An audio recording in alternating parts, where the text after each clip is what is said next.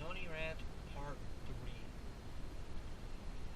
Now, as I was trying to get my PlayStation 4 to work, I opened it up for like the 10th time, cleaned everything out for the 10th time. There wasn't much to clean up, and I finally got it fixed. But why should I have to go through all of that? And it's fixed for I don't know how long. It might be broken by the time I try to start it up again. But as the problems persisted, I checked out my local game store and wanted to see how much it would be to buy a new one. What possessed me to do it? I have no idea. But as I was looking through it, I saw the thing for their virtual reality setup and the price possibility for the PlayStation Neo, which they're saying is an add-on peripheral type of thing for the PlayStation 4. It's supposed to work with it. That has a value that has a cost as much as the PlayStation 4. And the 3D thing with the glasses and the PlayStation Move controllers, you know, those ice cream cones? Well, guess what? That's $400 too. 3 times 4 is 12. That is $1,200. Not to mention the 4K television, which can cost about $1,500 for a 32-inch, maybe.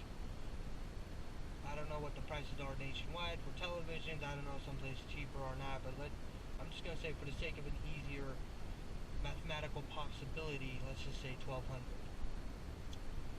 So let's see. Well, mine cost about $1,200, so that's what I'm going to use. So let's see, $1,200, say if you want the ultimate PlayStation experience. $1,200 plus $1,200, $2,400. Let alone PlayStation Plus, which has a recent price increase to $60 a year for 2 indie games or AAA budget titles that have been out for a long time. As a matter of fact, as of this recording, the very next games we're going to get is Journey, you know, the game that was available on PS3. And it transitioned to PS4, and it's probably about, I don't know, $5. And Lords of the Fallen. You know, that game I reviewed a while ago? Yeah. Guess what caused me to buy that game? It was on sale. Because it had been out for a long time before that. So the PlayStation Plus, its main thing is you get to play with you get online multiplayer. That's the big thing for it. Because these free games you get a month are ridiculous.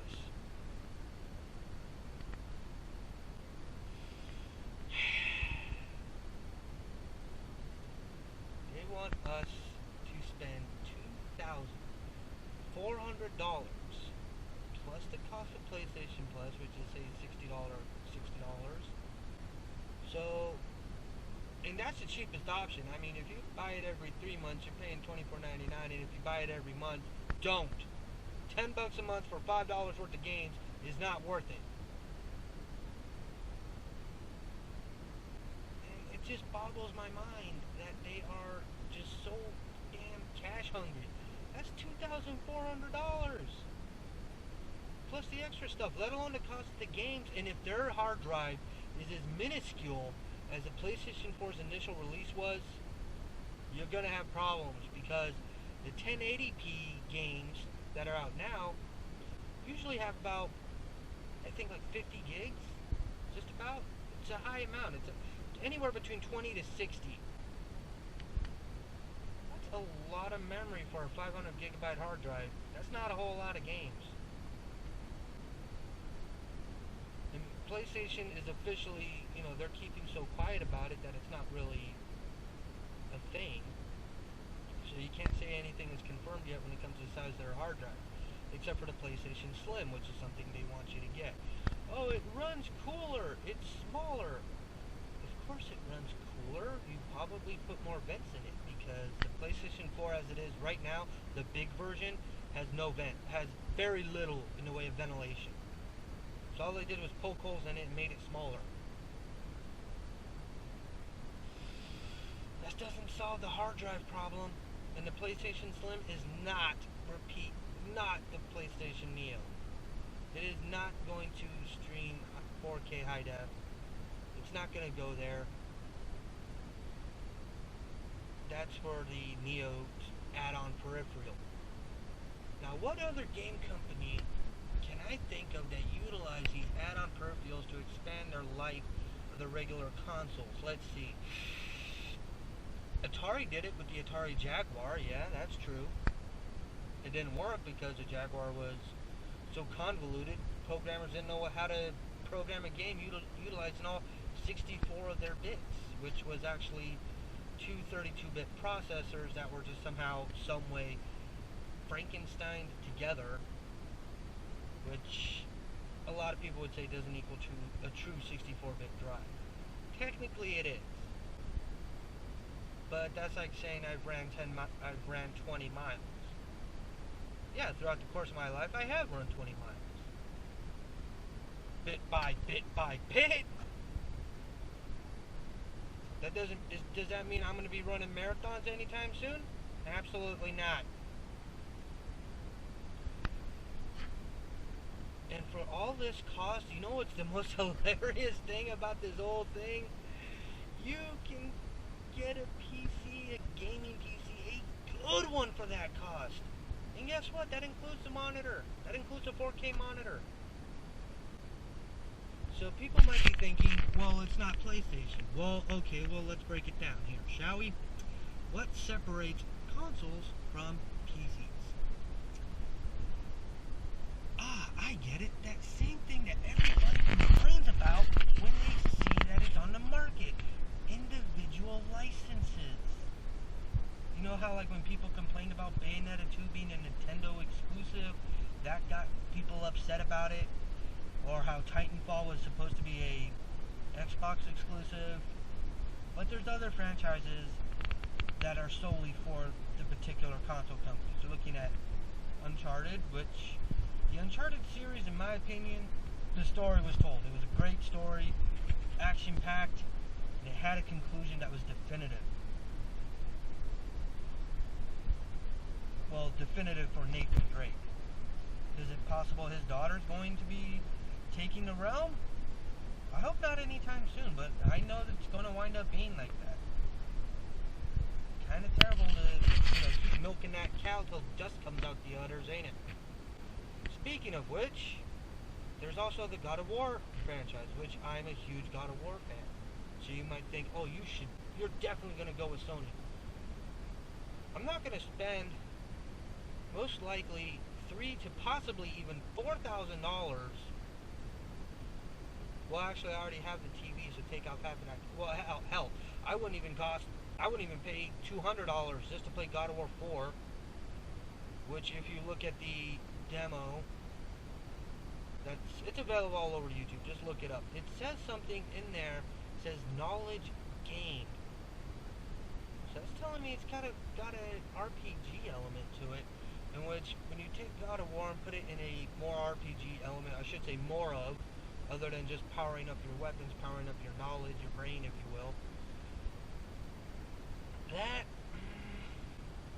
I don't know, it sounds an awful lot like Skyrim or, part of the Elder Scrolls. So it's, maybe they might be trying to take it in a different direction that may or may not work. I'm not certain. But, there's a whole big old thing about God of War that kind of confuses me. And this is still part of the Sony rant because it leads me to my next topic, and that is releasing high-def collections. Great. Fantastic. Why didn't you do it for God of War? Instead of releasing God of War 3 on PlayStation 4, you could have taken your time and somehow, well, it's not really even somehow, it's just more or less upscale the graphics on all of Kratos' previous adventures and release it as one giant box set called the God of War Saga. That would have been fantastic. Granted, I know that box set would have been very expensive, but it would have been worth it. Because you get the Vita or PSP, you get those editions. You get the core games, Ascension, and if you listed it in chronological order, that would have been great. That would have told the entire story. Instead, you just said, release the last one. It's the easiest one to get a cash in. That's all it was. It was just a quick cash in. A quick, give me money. Okay, done. And I hate when they do that. But here's a novel idea. Why not have backwards capability? Xbox One has. Granted, PlayStation has it too, but there's a big problem. It's available through renting online, which you buy it and you keep it for a certain amount of time, then it just deletes from your system or something like that. Not 100% sure how that works, but I do know for a fact that if your internet isn't in peak condition, your game gets buggy. And I mean bad. I mean like Assassin's Creed Unity bad.